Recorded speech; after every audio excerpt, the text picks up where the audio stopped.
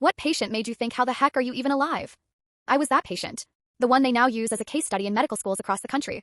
Started with something so ordinary, a car accident during my senior year of high school. Nothing catastrophic, just a fender bender at a stoplight. I walked away with only a mild headache and went to school the next day. 2 weeks later, I collapsed during track practice. The athletic trainer thought it was dehydration, but when my speech started slurring, they called an ambulance. In the ER, my CT scan came back normal. They gave me fluids and sent me home with instructions to rest. That night, my mom couldn't wake me for dinner. She called 911, and by the time paramedics arrived, I was having seizures. Back at the hospital, a different ER doctor ordered an MRI. I remember him returning to the room, his face pale, asking my mother, "Has she always had these symptoms?" The MRI revealed what the CT missed. My brain had been slowly bleeding for 2 weeks. The minor accident had torn a blood vessel in my brain. A vessel that, according to the neurosurgeon who examined me next, shouldn't have been there in the first place. Her cerebral vasculature is unlike anything I've seen before, he told my parents. My brain had developed with an abnormal arrangement of blood vessels. A condition called arteriovenous malformation, or AVM. It's typically caught early in life or becomes fatal before adulthood. Mine had gone undetected for 17 years. The neurosurgeon explained that most people with my condition would have died instantly from the tear.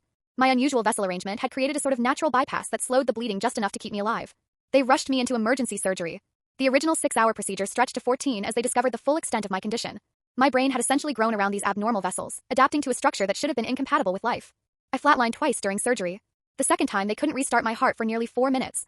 When the surgeon finally emerged to speak with my family, he didn't lead with good news. "I've never seen someone survive with this anatomy," he said. "If she makes it through the night, she'll likely have severe disabilities." I woke up 3 days later. Not only was I conscious, but I could speak, recognize my family, and move all my limbs. The medical team was stunned. The resident assigned to my case kept repeating, "This defies everything in the textbooks." Recovery wasn't easy. I had to relearn certain words, struggled with short-term memory, and need physical therapy to regain full coordination. But 3 months later, I walked at my high school graduation. Something 5 different specialists had said would be impossible. The real surprise came during my 6-month follow-up scan. The neurosurgeon called colleagues to verify what he was seeing. My brain had rewired itself around the surgical changes. Areas that should have been permanently damaged showed activity. Functions typically controlled by damaged sections had migrated to intact regions. "Your brain has neuroplasticity levels we typically only see in infants," the neurologist explained. "It's as if your brain spent 17 years preparing for this injury." One doctor had hypothesized that my abnormal blood vessels had caused many episodes throughout my development, forcing my brain to constantly adapt and create alternate pathways.